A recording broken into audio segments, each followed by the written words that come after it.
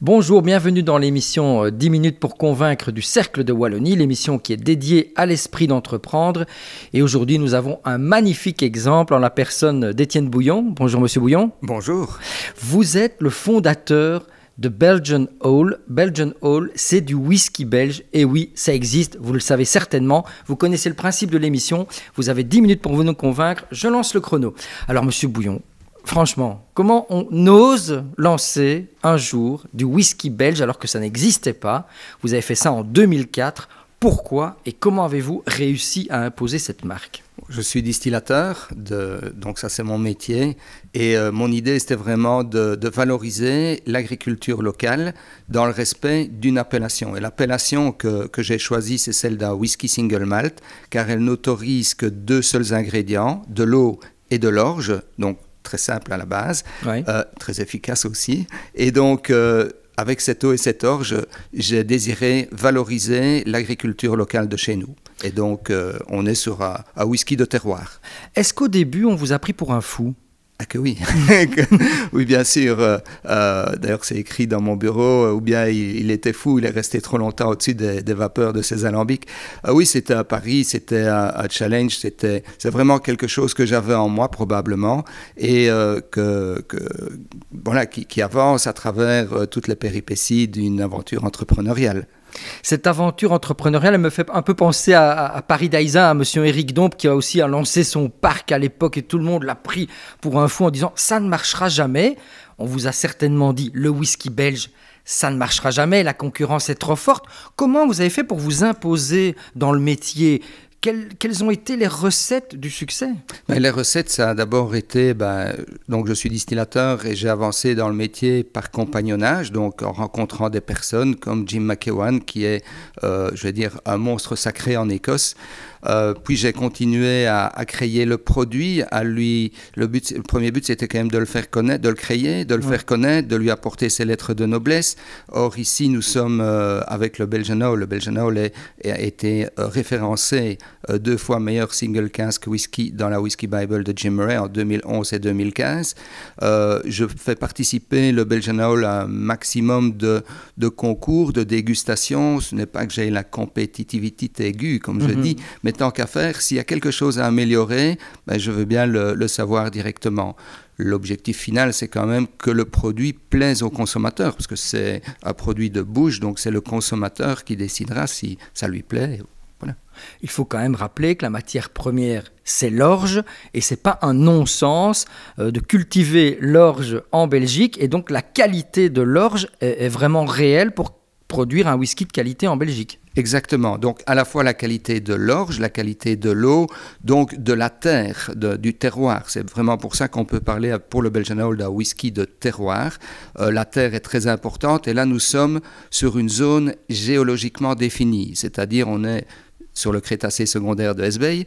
Ne rentrons pas trop dans les détails, voilà. Mais c'est important de le signaler. La Hesbaye sèche, et même quand il pleut, voilà. Donc, et c'est vraiment un terroir qui est magique pour nous, pour le Belgian Owl, qui permet de générer des senteurs fruitées et florales à la fermentation. Le travail l'art d'un distillateur, c'est de récupérer ces senteurs fruitées et florales à la distillation. Donc, on fait une double distillation. Je prends le cœur du distillat, je le sélectionne. Et à partir de là, le distillat sélectionné, le cœur du distillat, va vieillir 3 années dans des tonneaux. 3 années minimum. Ça peut être plus, comme dans la part des anges de Ken Loach. Si c'est trop long, il ne restera plus rien dans le tonneau. Ouais. Donc, à un moment donné, il faut se décider. Et donc, le premier fut 2004. 2011, la première reconnaissance, vous en parliez il y a quelques minutes, vous êtes référencé dans la Bible du whisky de ce Jim Murray qui est l'expert international. Vous y êtes toujours en 2020, coté 96,5 pour votre whisky single malt de 5 ans d'âge. Ça, la première reconnaissance en 2011, c'est un accélérateur de notoriété? Bien sûr, parce qu'un whisky belge... En 2011, voilà, c'est quoi un whisky belge? Il n'y avait pas énormément, enfin, quand j'ai rempli le premier tonneau en 2004, voilà, il n'y avait pas. Donc, après, c'est clair que la reconnaissance d'une pointure internationale comme Jim Murray, sa Whisky Bible, ça permet au consommateur final d'un petit peu être rassuré. Oui, peut-être que...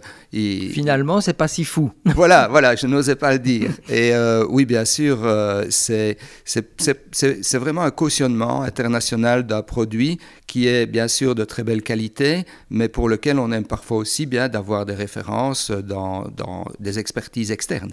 Alors vous avez commencé très petit, cette reconnaissance arrive, vous devez produire plus. À un moment, vous allez chercher vous-même l'eau dans le puits, vous percez pour aller dans les nappes phréatiques et pour augmenter la capacité de production. Comment faites-vous? Est-ce que vous êtes entouré de nouveaux investisseurs? Comment ça s'est passé? Voilà, ici donc on a le Belgianol fait partie de deux sociétés. Diole Distillerie, c'est la distillerie, donc création du Belgianol, son vieillissement, embouteillage, tout est fait sur site.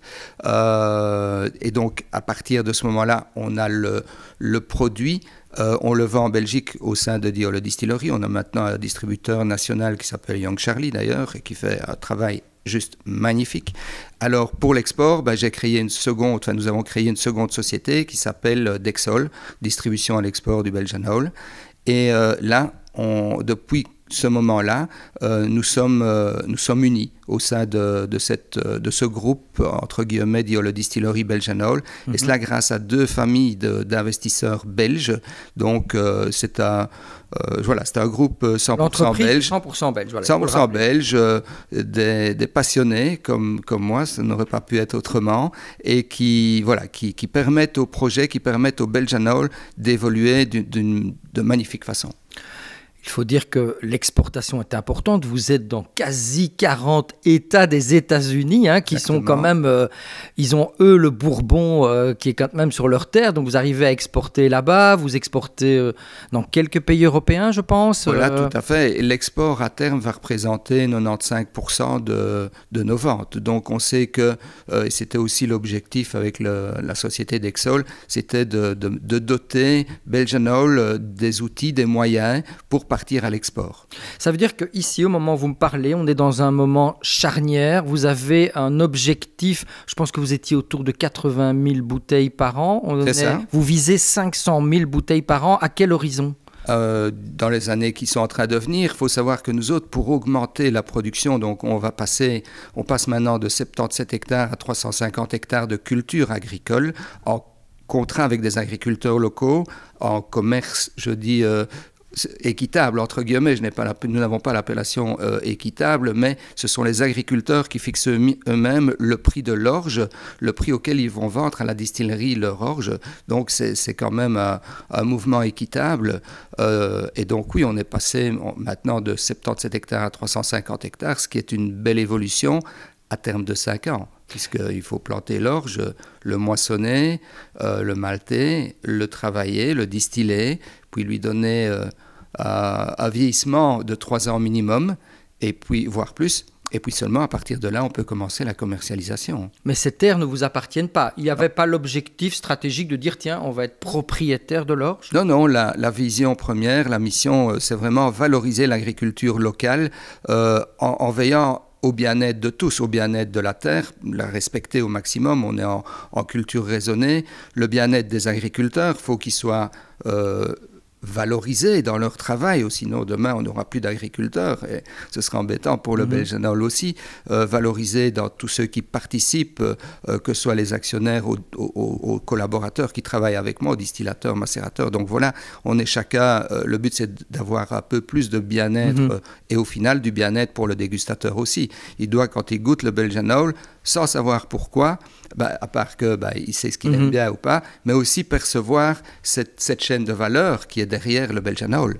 Voilà, justement, vous savez, l'émission s'appelle 10 minutes pour convaincre. Je suis amateur de whisky, je suis chez mon caviste. Je ne jure que par l'Écosse, parce que c'est le pays du whisky. Oui. Comment allez-vous me convaincre? L'Irlande, d'ailleurs. Ouais. Comment vous allez me convaincre, moi, consommateur, de goûter ce whisky belge et de l'acheter? Je vais soit vous proposer, via le caviste, une dégustation, soit proposer au caviste qu'il vous invite à la distillerie pour venir nous visiter, nous rendre visite. Là, je fais une visite, que ce soit moi ou les personnes qui font les visites avec moi, c'est une visite d'1 heure ou de 2 heures. Et mon objectif à la fin de la visite, c'est à la fois de faire de vous un expert, autant que faire se peut, du Belgianol, mais également un ambassadeur. Et de comprendre le produit. Voilà. À travers la visite, on commence sur les champs. Donc, j'explique pourquoi le terroir est important. Puis alors, on passe, j'explique le processus de transformation de l'orge, sa germination, donc son maltage, et puis alors son concassage, macération, fermentation, distillation et vieillissement, et comment interviennent chacune des phases dans la qualité du Belgianol. Et puis après, il y a une double, voire une triple dégustation. Vous avez entendu le gong. Toute dernière question, rapidement. Pourquoi vous avez choisi ce nom Belgian Owl? Owl veut dire chouette, c'est ça, voilà. Un hibou? Voilà, la famille des hiboux, donc Belgian, parce que nous sommes en Belgique et notre objectif, c'est quand même d'être porte-drapeau des valeurs de la Belgique.